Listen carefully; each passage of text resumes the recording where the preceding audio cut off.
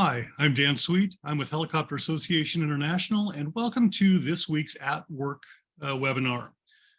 Back in March, I was looking through the aviation news and I saw a press release on a report from the Government Accountability Office talking about accidents with the U.S. National Guard helicopters. And it made me wonder if there was value for our part of the industry. And long story short, that's why we are here today. I want to give you a bit of a warning here in just a couple minutes. I will share both a written link and a QR code that you can use to access this report. So either have your cameras or have something ready to capture that information. Obviously, it's not a hot link in a Zoom webinar, so you won't be able to click on the screen or do anything like that. We may be able to share it in the chat partway through. I'll also make sure to share that same slide at the end of the webinar. So if you miss it right up front, you should be able to get it a little later on. So let me get through who our presenters are today.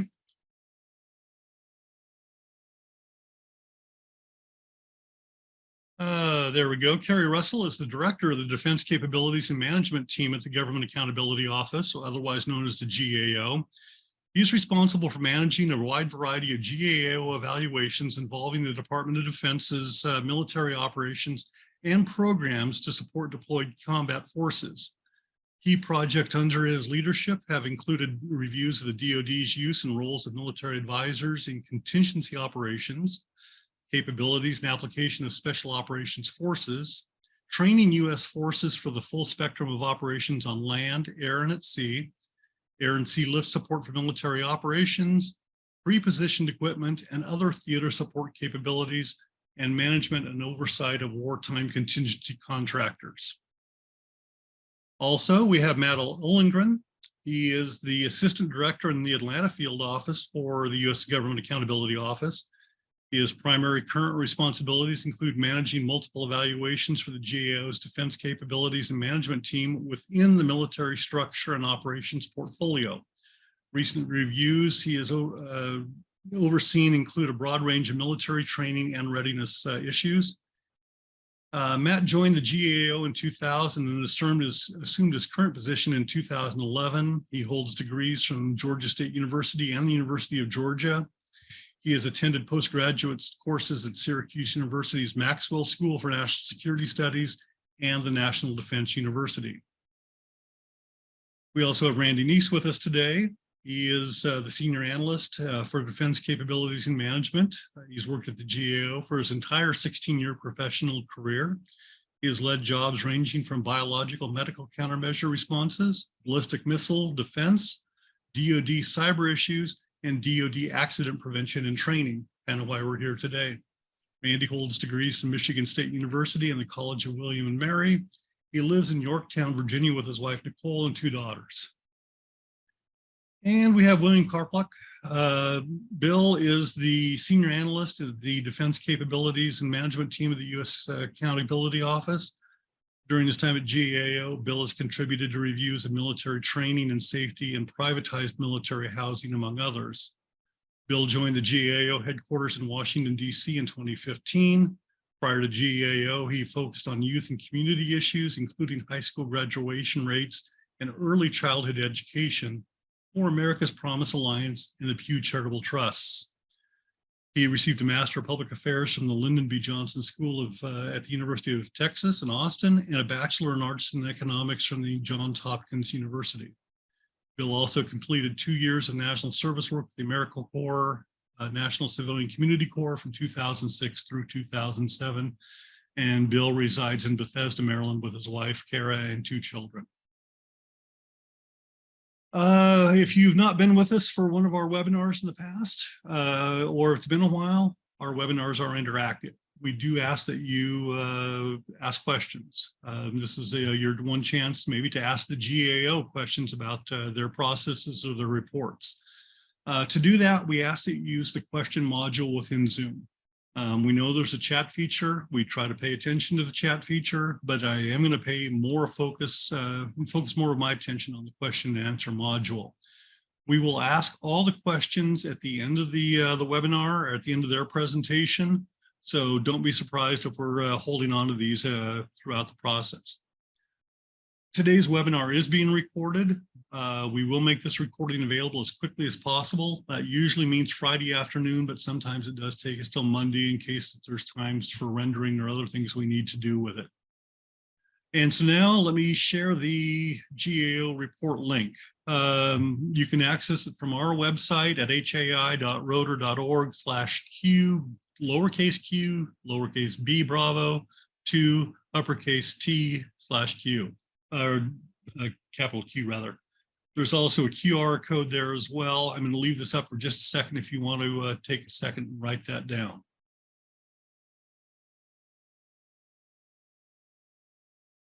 Okay, I will bring this up once again after we finish the webinar, after the presentation. And so now I'd like to invite Carrie, if you'd like to turn your camera on and introduce your team. Do appreciate your time today, Carrie. This is a great opportunity. I think we've all seen the Government Accounting Office mentioned, or Accountability Office mentioned in the news. This might be our first interaction with you. Thank you for joining us today. Yeah, thanks, Dan. Really appreciate you having us. We're excited to be able to present this work to you all and then have a discussion about it. I think, as you mentioned, we were focused on, military helicopters, but so much of what we looked at in safety, I think, definitely has applicability to the commercial world and other aviation venues. So appreciate the ability to share this on behalf of myself and the team. We have a great team here who will walk through the findings and the recommendations of our report. And again, we look forward to hearing your questions at the end. Okay, well, I'll back out and let you get going with it. All right, sounds good, Dan. Thank you. All right, so we'll go ahead and get started on the first slide. I'll let Randy do the switch here. Okay, so I thought maybe it would be good for context to kind of start out a little bit about who GAO is, the Government Accountability Office, what we do in order to set the stage that led into this work. As shown there, we are the investigative arm of Congress. I think it's important to know that we are independent. We are in the legislative branch under the Congress, but we are very much an independent agency.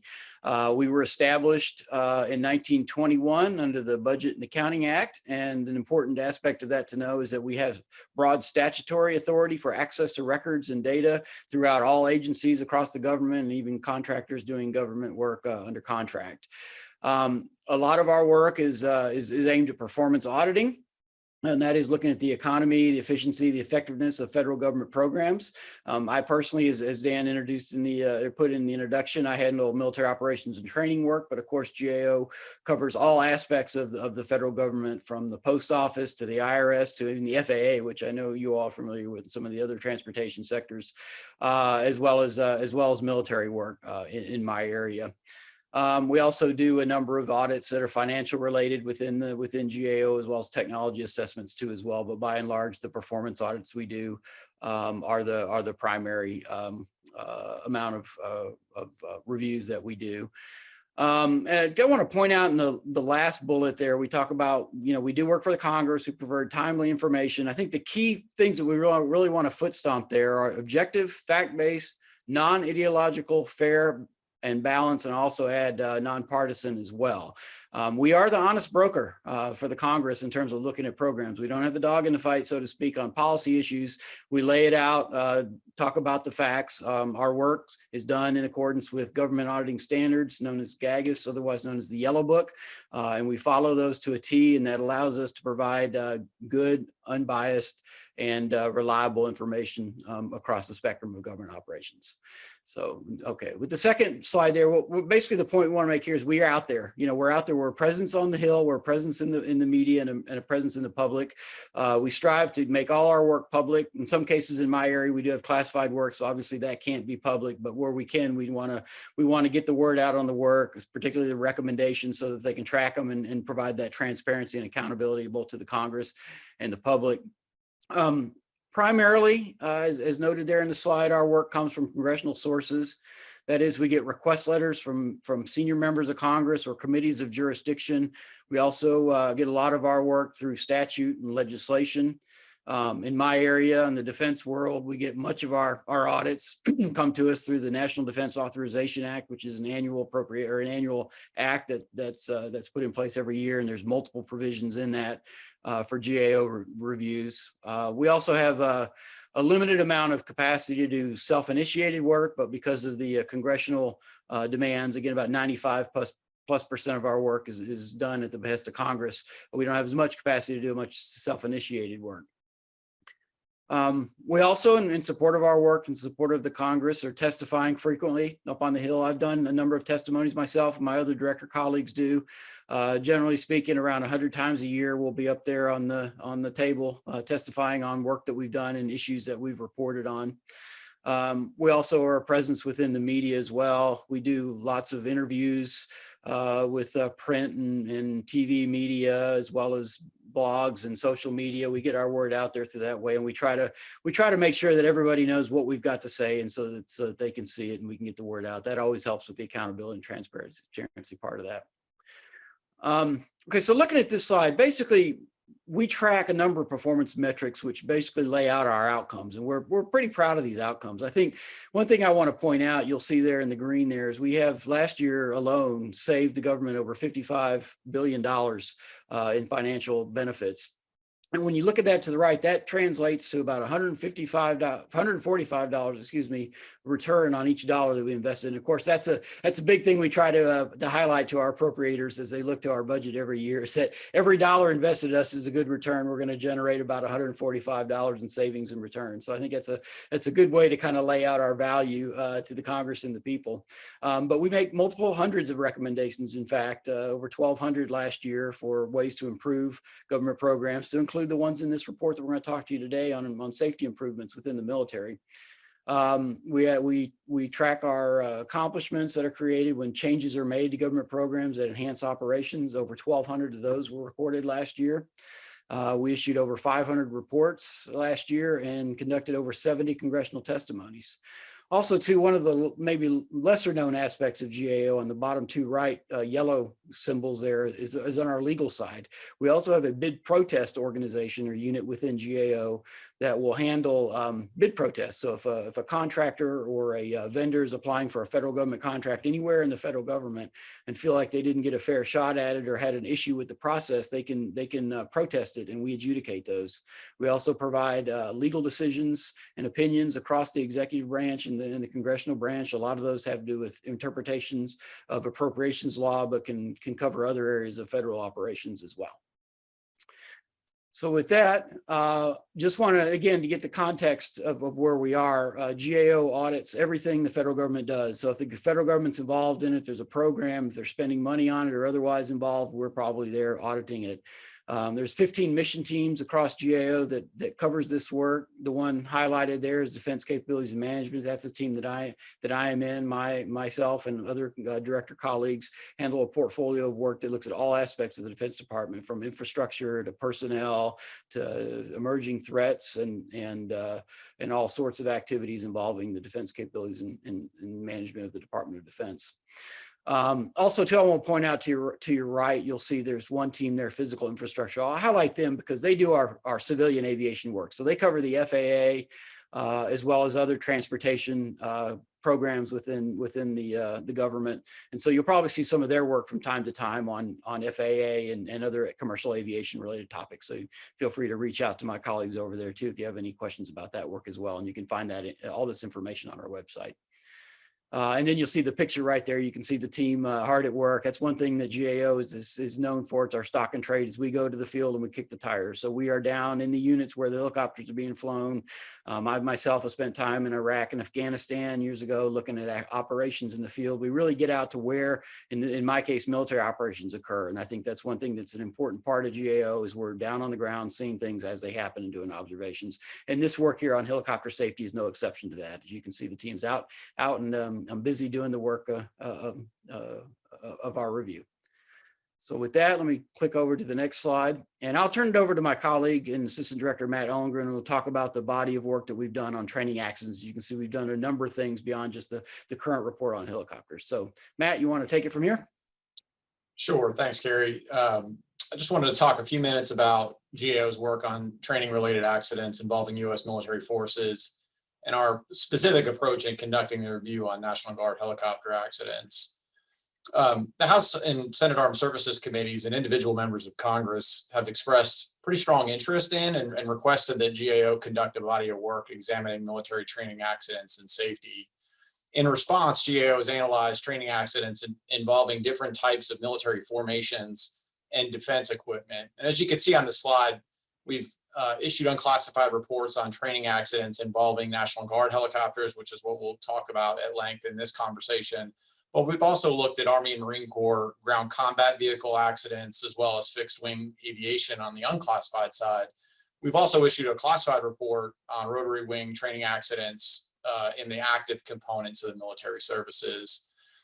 The center of gravity of this work really has been in analyzing data to determine trends in training accidents over a 10-year period, as well as the causal factors associated with those accidents.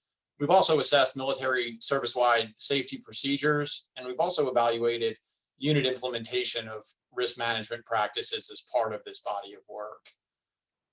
Moving forward to the next slide. For this particular report, GAO conducted the review on National Guard helicopter accidents at the request of the majority leader of the U.S. Senate. The report had three primary objectives. First, we examined trends in reported Army and Air National Guard helicopter accidents in non-combat scenarios and reported causes. Second, we evaluated the extent to which Army and Air National Guard used existing processes to promote safety and reduce risks during helicopter training. And finally, we assessed the extent to which the Army and Air National Guard have addressed challenges that hindered helicopter pilot training. Moving forward to the next slide.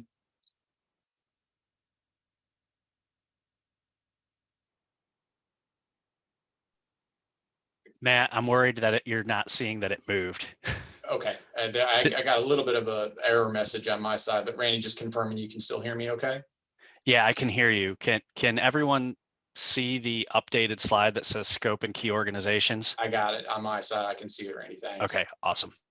Okay, so in conducting the work, we analyzed Army and Air Force data for fiscal years 2012 through 2021 to determine trends in helicopter accidents, such as the number and rate of accidents, the year in which the accidents occurred, helicopter types, as well as causal factors. We analyzed National Guard helicopter pilot flying hour data for fiscal years 2017 through 2021. In doing so, we also identified factors that affected flying hours and challenges that hindered National Guard helicopter pilot training. A key part of the methodology was to meet with officials with a range of defense headquarters organizations, as well as National Guard helicopter unit locations, as you saw in the picture earlier, and as Carrie mentioned. One of the competitive advantages GAO likes to point to is the fact that we do get to go and talk and meet with military units and organizations or with different officials at different levels. And that really is a key part of the work we were able to do here. As it related to the National Guard units, we did meet with 3 Army National Guard helicopter units in Maryland, New York, and North Carolina, as well as 2 Air National Guard helicopter squadrons in New York and California. Moving forward, Randy, to the next slide. We selected the units that we met with as part of the work to ensure that we included the selected helicopter, all of the primary helicopter types that the National Guard was operating during the period of our analysis. This is what you can see in the figure here on slide 9. So really it boils down to 4 helicopters within the Army National Guard, and then an additional helicopter within the Air National Guard.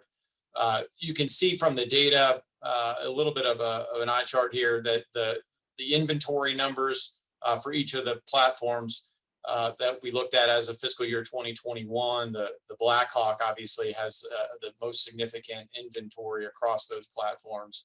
The figure also gives you a little bit of a sense as the type of missions that the helicopters perform for the National Guard, which includes things like search and rescue, medical evacuations, and disaster relief in both the federal status when mobilized, as well as for state missions under the authorities granted to the state governor. Let me turn to my colleague, Bill Karpluk, to continue our presentation with some additional context about the data analysis and to get into the discussion of our findings.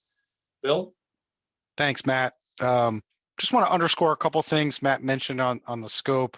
The period of analysis, the data that you'll see that we're referring to is really from that fiscal year 2012 through fiscal year 2021. So it's a 10-year fiscal year period. But anytime you see data in the next few slides, that's what we're talking about.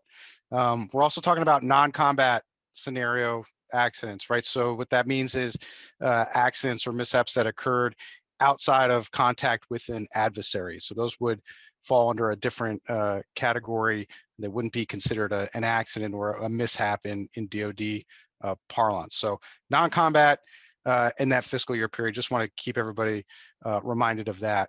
As you're looking at this slide here, you'll see that this is Department of Defense wide and how they classify accidents, Class A being the most severe, down to Class D being the least severe. The classifications come from either or. It could be either based on cost of damages or the severity of the injury could contribute to the class of mishap. Those cost of damages changed a little bit during the time period of our analysis. So the top bullet where it references the FY 2020 through 2021 costs, that's the current state of play for these DoD classes. And we looked across Class A through D accidents for this review. We also looked across, there's aviation accident categories. So you have flight related, and ground operations. Flight being that there was an intent for flight and damage to an aircraft, that would be considered a flight accident. Flight related, there was intent for flight, no damage to the aircraft, but there was some other type of injury or property damage, and that would be a flight related accident. And then ground operations, there's damage, there's injury, but no intent for flight. So those are all those categories are captured in the analysis that we conducted. We can go to the next one, Randy. Okay, here's breakout of Class A's and B's for Army and Air National Guard. So these are the A's and B's. These are your most severe accidents. Another thing that I want to point out as we go through the next couple slides of data. Yes, the Army and Air National Guard are side by side here to show a little contrast, but not necessarily a comparison in terms of the raw numbers. Something that we wanted to make sure to note, and that you saw on the previous slide with the helicopter inventory, consistent with its greater use of helicopters, Army National Guard reports more accidents, right? So just let me read these to make sure I get it right. During our time period of analysis, 12 through 21, Army National Guard, for example, averaged about 200,000 flying hours per year across an inventory of approximately 1,300 aircraft. 200,000 flying hours per year, 1,300 aircraft.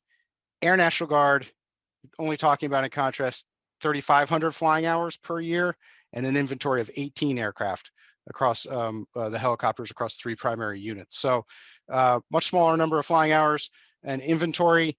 So you might, you're going to see a lot more accidents in the Army National Guard.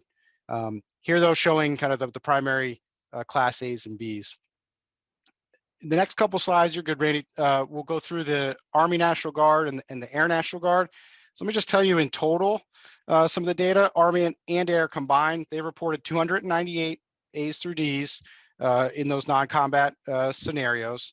And then here, what's represented is the Army only, right? And so as mentioned, consistent with their higher flying hours and number of aircraft, they've got the majority of the accidents. So this chart, which you can get more detail on the report and some of the specific numbers broken out in our appendices, but it really shows you 273 of the 298 accidents were Army National Guard. Now, before we move on, Randy, one thing I want to point out is what we tried to look at too over the time period. Is there any trends in the time period over time, right? What we found is right there up at the top in the objective. National Guard helicopter accidents fluctuated over time, right? There's some peaks and valleys, a little bit higher in 12 and 13, starts to dip, you get a low in 2019, and then it's picking back up again. And largely driven by those lower class of accidents, those Class C's and D's. So we kind of came to the conclusion that in general fluctuated over time, couldn't really point to one specific trend.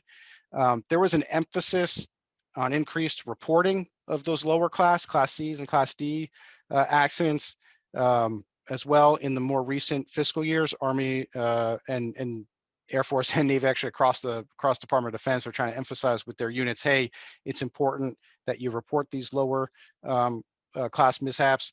And so that could be a factor that's driving some of that uptick. But in any case, our conclusion looking at the data was a fluctuation over time.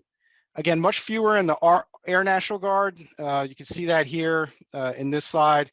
If you overlay this on top of the Army, you get the basic trends because of the way that the Army kind of raw numbers overwhelmed the Air National Guard. But here you're looking at much fewer numbers, a little more consistently reported across versus the fluctuation, but some spikes here and there, again, based on the number of accidents. So just give you a couple bit of the stats for the Air National Guard. You're looking at 25 Class A through Ds during those non-combat scenarios, 5 Class A's and B's, and in 4 of the fiscal years did those Class A and B's take place. So, again, Army flies more than Air, so hard to do a comparative. We did try to look at some rate analysis for this, and still just too few on the Air National Guard side to kind of make some meaningful conclusions about the rates.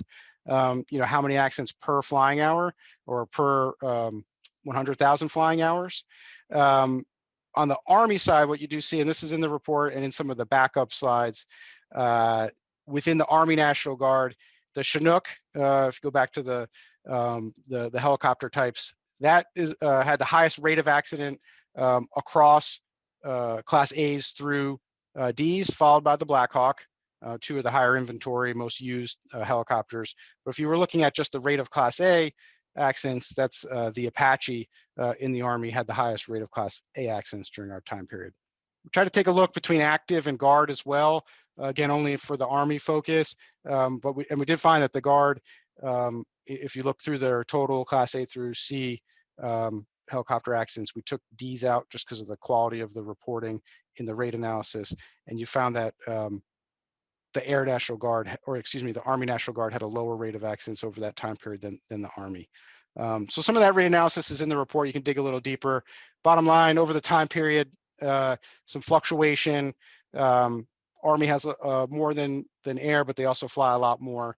Some dips over time, but some recent upticks in the accidents. So those are some of the trends, but we want to say, hey, okay, can we get a little bit deeper into the why accidents might occur? So we try to do some analysis on causal factors. And really what we focused in on for this is reading the accident investigation narratives from the Army National Guard Class A and B accidents that we were able to collect narratives for. So we analyzed narrative findings from 26 of the 40 accidents. And as investigators go through their accident investigations, they get to kind of classify errors in present and contributing factors, what different categories of the findings. There's a few key categories that they get to bucket causal factors into at a broad level. There's human error, there's material failure, or there's environmental failure. And what you find overwhelmingly, as you can see in the header of the slide, so we talked about how they fluctuated over time. The other part of the analysis was the causal factors. We found that they were mainly caused, as identified by the investigators, as from human error causal factors. This slide in particular breaks out, here, go back one more, Randy, stay here for a second, breaks out that human error category a little more specifically. So it is actually a nice piece of analysis that the investigators do. Okay, we defined it as human error. Can we get a little bit deeper into the causal factor? And there might be per accident, one or more of these failures per finding. So you can have a human error that is individual failure, leader failure, training failure, standards, or support failure. And again, the overwhelming finding here was human error, individual failure was driving what the investigators found as the causal factors in their analysis. And then you go one more on the slide, Randy, and you say, okay, human error, individual failure. Well, what are some of the key factors that are contributing to those human errors. And this is how they're, in our analysis of the findings, is how you kind of can break that out. And you see in decreasing order, adherence to training standards, got your overconfidence, your complacency, your indiscipline, situational awareness, crew communication, anxiety, stress, things that are related, as Dan had pointed out to us, to stuff I think that the FAA knows about a lot, or is similar in the commercial space with that dirty dozen of causal factors. So again, we wanted to get a little deeper into what investigators were finding when they were looking at their at the accidents themselves, and they found, human error, individual failure, and did they adhere to the training standard? So when something goes wrong on the flight, what's the reaction of that pilot? And that's kind of why you end up with a lot of the human error, individual causal factors for the accidents. So that's what we presented in the data analysis. As I mentioned, there's some rate analysis in the backup of these slides, and there's some additional stuff, including tables with kind of the raw numbers if you want to do some digging in the report itself. Let me grab a sip of water real quick. And then, as Matt had mentioned earlier, the second objective of the report was really looking at safety processes. And we've done this in some of the other prior work in the jobs. We got one slide here that we can focus on and you can read. And we, what we found primarily overall, there are several factors that limit the effectiveness of the safety procedures. So it's not like, they don't have safety procedures. Obviously, there's many and numerous safety procedures, but there's some factors that contribute to limiting their effectiveness. And we tried in the report to really identify several opportunities for improvement that the Army and Air National Guard could do to promote safety within their aviation units, and specifically the helicopter units. So there's 4 bullets here, and that's because there's many different processes, and we try to kind of bucket them into some different categories and identify some opportunities for improvement under each, right? So the first bullet here really speaks to the limitation about Army, say, has not comprehensively monitored recommendations from accident investigations. But that's the limitation that we found. But if you step back for a second, we know that there's a process for Army and Air National Guard, both in active and Guard and Reserve component units. When there's an accident, we're going to do an investigation, as we mentioned before, come up with some findings, causal factors, all that sort of stuff. And then typically, there's recommendations that come out of those investigations. And what we found on the Army side is that they didn't have a comprehensive process to really make sure that those recommendations were being implemented once they're issued in the report. And they didn't have a way to really monitor their ability to implement those recs. So that was kind of the conclusion there. They have processes to investigate, come up with recommendations.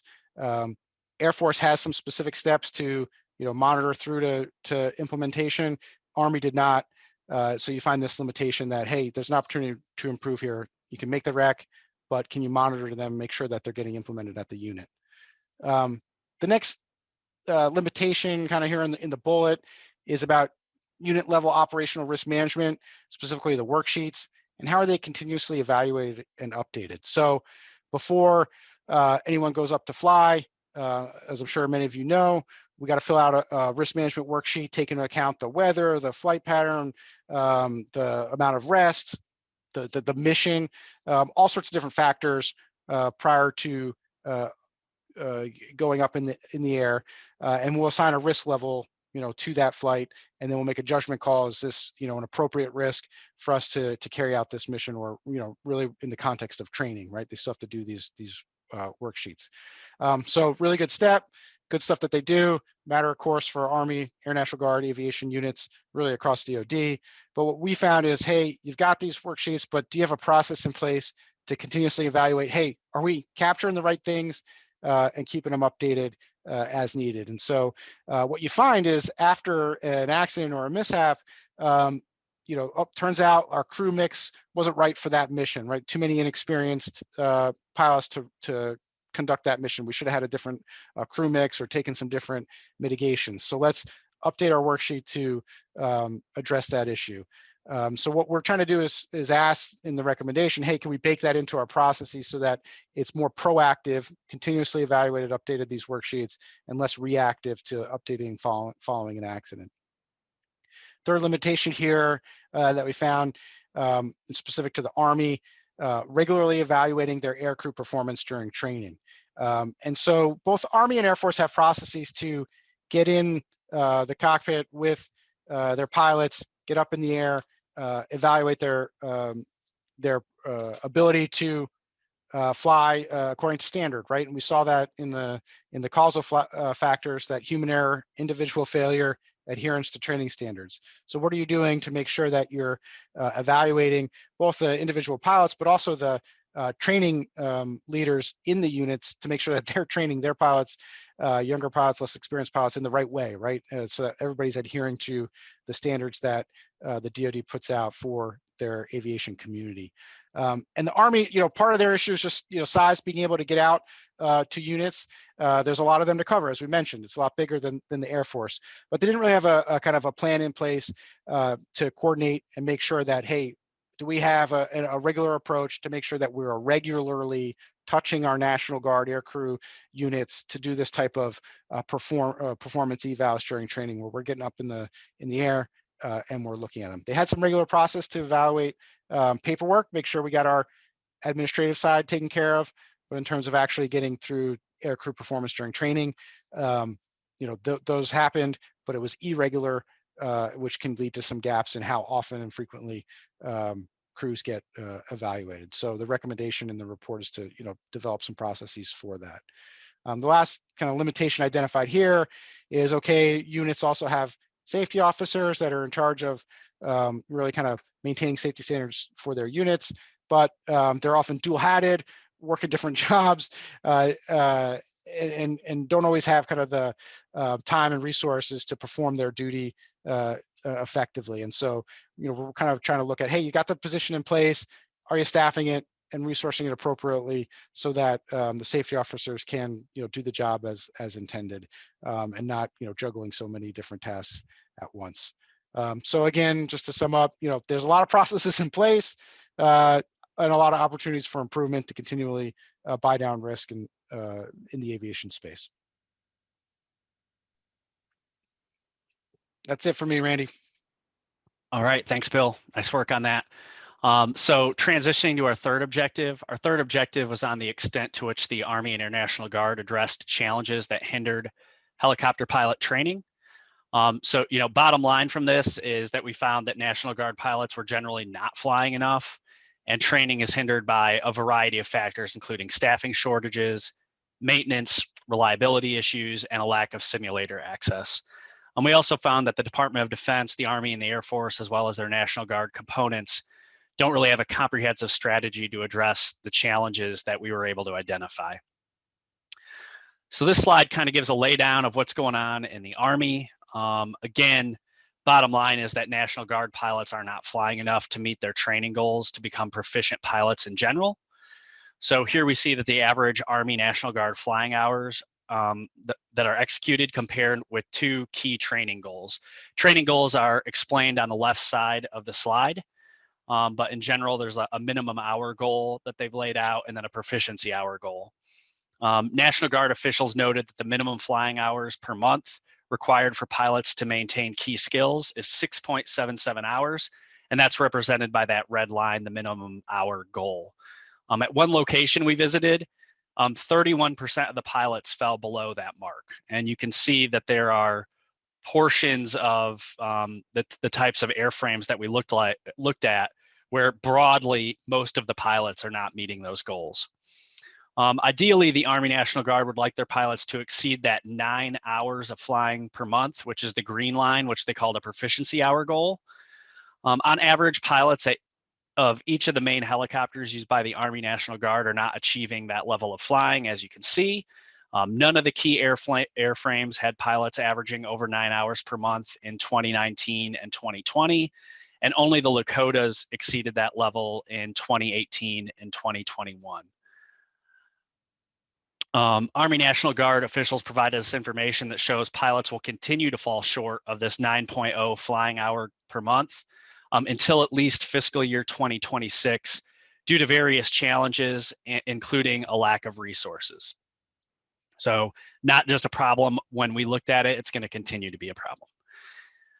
This slide looks more at the Air National Guard. Again, two different kind of goals laid out, one about basic mission capability and one about combat mission ready.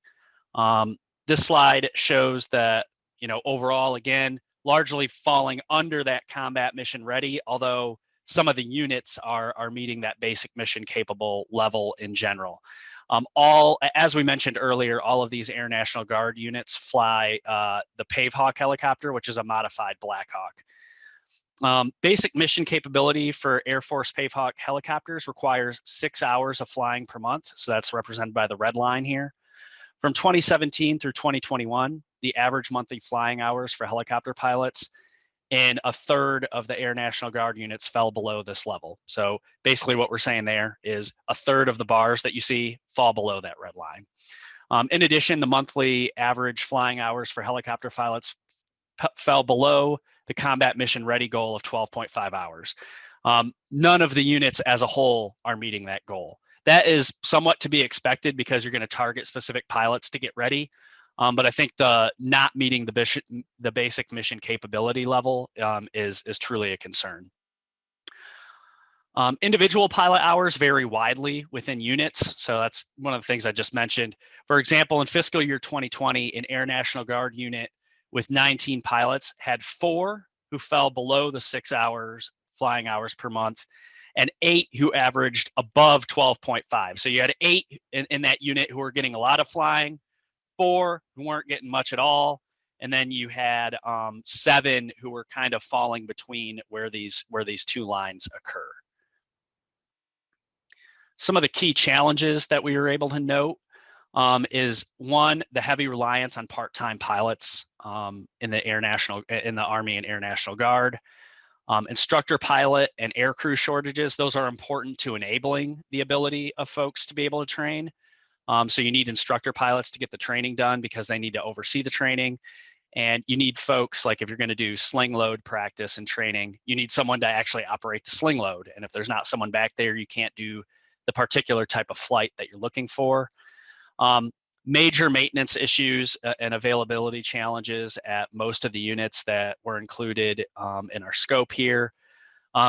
In general, National Guard units have about 70% of the maintenance personnel that they need. So that's going to lead necessarily to maintenance unavailability issues. Air National Guard units had an additional challenge that they were dealing with refurbished aircraft that were of questionable quality. Specifically, the Air National Guard officials told us that the helicopters they had required over 3,600 hours of unplanned maintenance in the 2-year period between 2019 and 2021, resulting in the unit losing over 8,000 hours of aircraft availability in that time frame. And one of the challenges that we noted with these part-time pilots is if they are taking time off of work or trying to report on the weekend, one of the few times they're maybe able to make it to the location, to the facility to do their training. If the aircraft aren't available during that time frame, that creates a real challenge because it's hard for them to make it up. Whereas if it's a full-time pilot, maybe they make it up the next day or within the week. But if you're part-time and you're only able to get there, once a week, a couple times a month, if there's an unavailability issue that affects what you're trying to do at that particular point, it really has a major effect on keeping those skills sharp.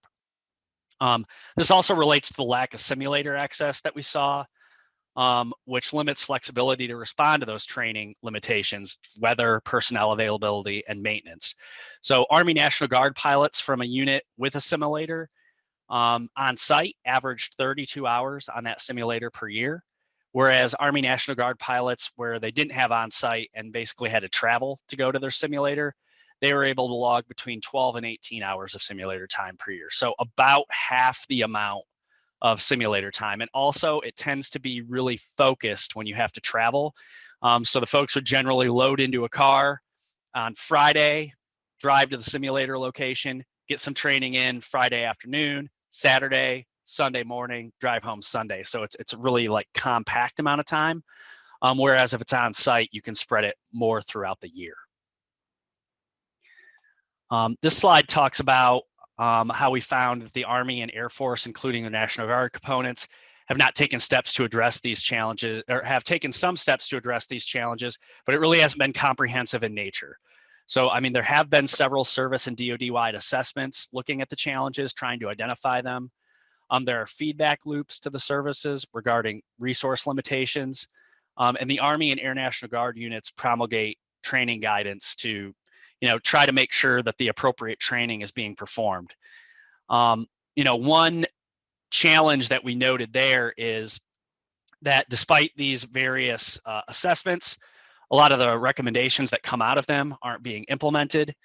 And, in the Air National Guard, one of the challenges is there isn't recognition of how much less the National Guard pilots are flying than the active duty, and they have the exact same flying requirements and the different buckets of flying hour requirements.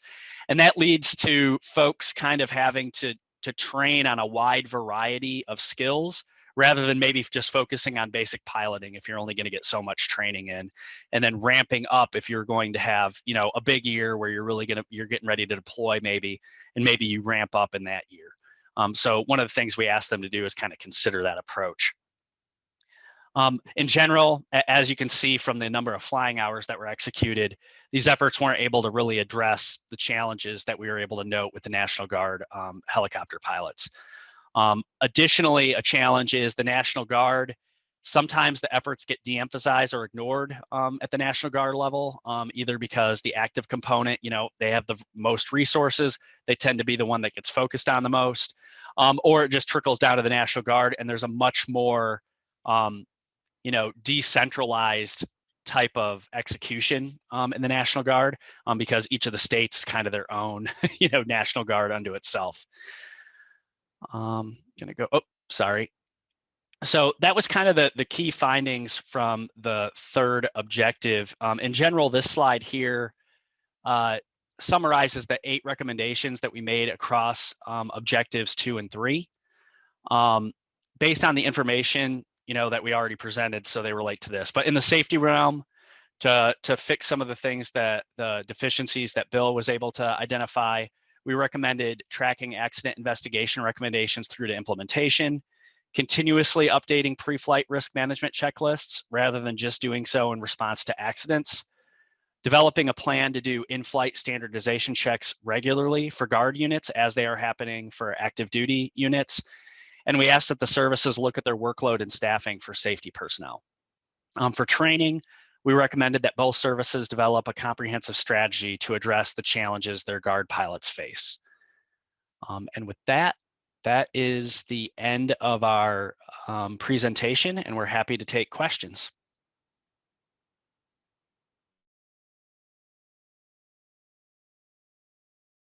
Okay there. Randy, thank you. Carrie, Bill, and Matt for the presentation. Maybe we could have you stop sharing your screen and we could bring each of you up there on screen to go through some of the questions. There we go. First of all, one of the questions I had, what was the general response from the Air Force and the Army National Guard to this report? How did they respond to your recommendations? Yeah, Dan, I neglected to note that on the slide that I was responsible for there, that they generally concurred with all 8 of the recommendations. I believe we had 1 partial concur, and then the others were all full concurrence. In general, I think they realized that we were working towards, improving conditions, and were willing to work with us to kind of make some of these come to fruition. Okay, we had a couple of audience questions, and I suspect we'll probably end up with a few more. We had one from George. It says there was a mention of improper crew maintenance, crew mixes, and Randy, you might even answered this already, which led to the accidents. If a crew mix isn't proper, then is it not a failure of properly addressing readiness level progression? For an example, if you have a readiness level 1 pilot in command and a readiness level 1 co-pilot, regardless of flight hours, is there, aren't they by definition a proper flight crew? Yeah, Dan, I can take that and then see if anyone else wants to pile on. I think one of the things that was recognized is, and this is really specific challenge to the National Guard, especially with the part-time pilots, is the recency of their flying experience. And I think one of the challenges that we were really putting our finger on is if you had two folks who are flying who neither of them flown in the last 2 or 3 weeks, so maybe they're feeling a little rusty and they're both in that situation, that definitely ramps up the risk level. Most of these National Guard pilots have quite a bit of, if you look at their career-wide experience, a lot of flying hours logged over the course of their career. But I think one of the specific challenges that was identified is just the recency. And, they had kind of a blind spot there in some of the units, and they were starting to recognize that, and we're trying to implement procedures that would keep folks who were, you wouldn't have two folks who didn't have recent experience together on the same flight. Okay, well, that actually brings up your answer, and I hope I didn't interrupt anybody else. But William also threw in a question saying, did you happen to check if any of the pilots do flying outside of their military obligation, either for recreation or for an occupation? Yeah, Dan, that was certainly the case. Some of the folks had outside experience where, they flew for like the local police force, or as a commercial contractor in some way. Some of them don't. And the other thing that was sometimes argued is maybe you're flying a different model of aircraft in your day job, and then you come here and the switches are in somewhat different positions, and you have to kind of retrain that muscle memory. As Bill noted, one of the real challenges you have is something goes wrong in the aircraft and the pilot doesn't react properly very quickly. As you all know, that results in a catastrophe. So if you have that kind of negative muscle memory training, it can have an impact. So that's why it's really important that these Guard folks, even if they are flying a helicopter in their full-time job, be able to report as much as they can to work on that muscle memory.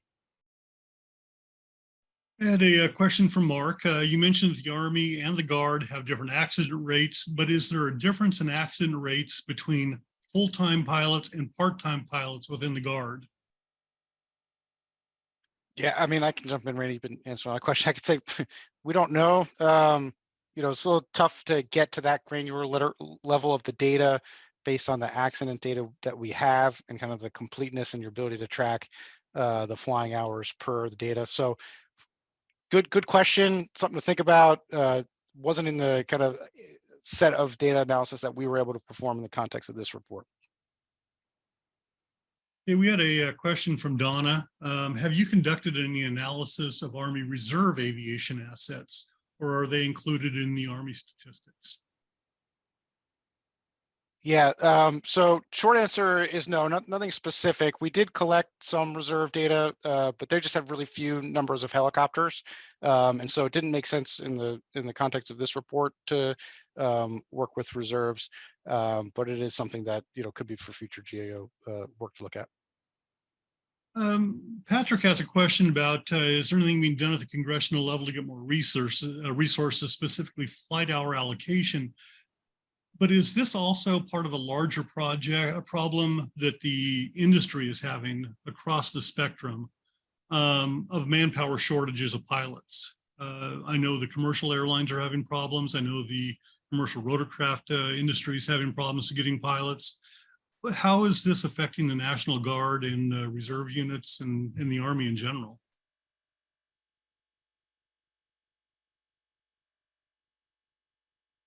That's a big picture question. that is a big picture. I kind of jumbled a whole bunch of answers in there, or questions in there. Yeah, it seems like if Congress can mandate, yes, you'll get more training, but if you don't have the people there, how does this work? Or am I answering my own question? Yeah, I mean, Carrie on mute. good question. We step back. I mean, the whole Guard and Reserve, process has obviously got its challenges in terms of resourcing. As Randy mentioned, it's not just about having pilots, but it's also about making sure you got maintainers and resources to keep the helicopters in the air so that the pilots can actually train. When you overlay that with a very limited availability of the pilot to actually come in and do drill and do the times, if those don't line up right, you lose that time. So it's more of a complex problem than just the personnel, I think. You know, it gets to how the Guard and Reserve is being resourced more broadly. And then there's bigger picture questions about what is the reliance on the Guard and Reserve component to provide, you know, equipment and personnel and units to conduct missions, and how fast do they have in order to train up. And I think those are larger questions that are being explored. I know there's a lot of interest on the Hill right now in Guard and Reserve issues. I know at GAO we're going to continue to look at bigger issues. I know we have the last NDAA had a mandate for us to examine the reserve components capabilities, both requirements and the ability to provide those capabilities. So we're going to be looking at some of those broader things. I think you're touching on some broader aspects. I think they're unique, or certainly touch on how the Guard and Reserve basically resource themselves and support the missions for when they actually have to go to war or whatever their main combat missions may be. So. Andy has a question and also pointed out the fact that minimums rarely equal proficiency. So if they're getting the minimum number of hours, it doesn't necessarily mean that they're the top of the most skilled pilots. His other question was for the civilian operators in the webinar, he's curious if any of the SMS programs have a robust risk assessment program process for flights like the military does. So all the military now seem to have risk assessment processes involved in pre-flight planning.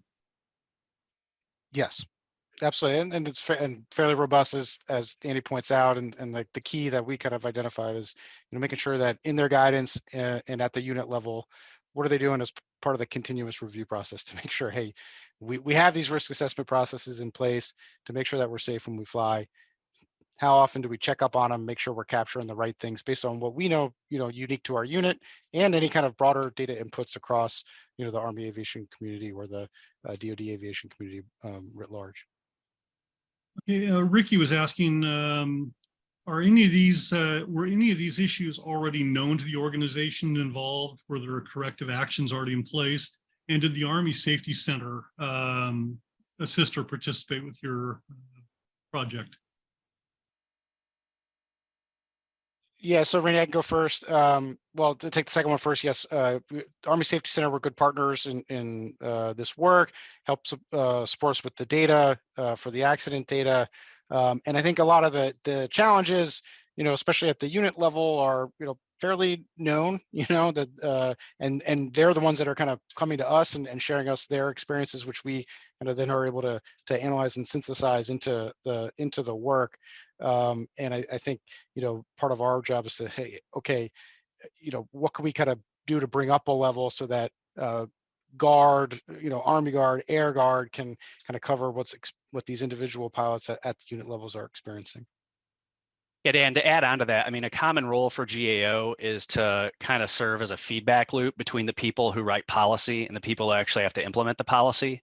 And sometimes, you know, there's not clear information being passed from one to the other.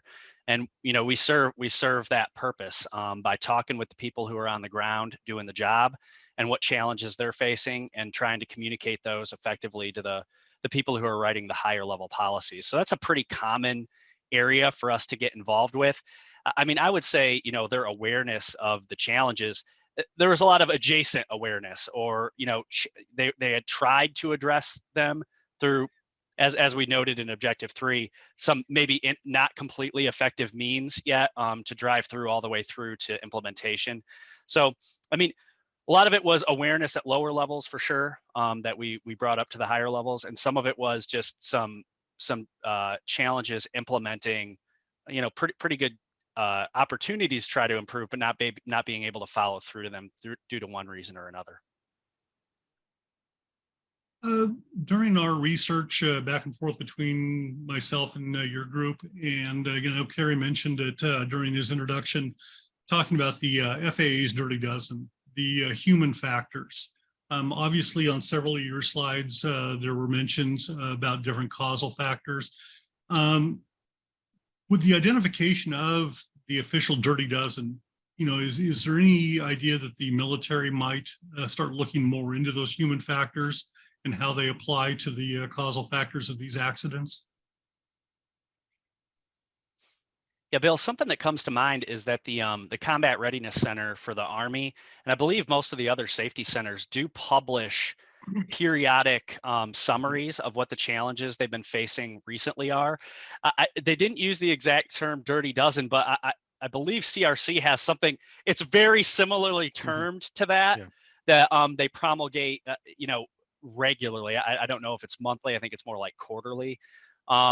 And, they try to identify challenges that are going to be upcoming in the near future. So, even broader than just helicopter, aviation, every time they get ready for the summer, they're talking about like heat awareness, and if you're going to be riding your motorcycle around, how to be safe. So, they do gather information about what safety challenges their personnel are facing and try to promulgate them, ways to mitigate those challenges, throughout the force. Bill, anything you want to add there?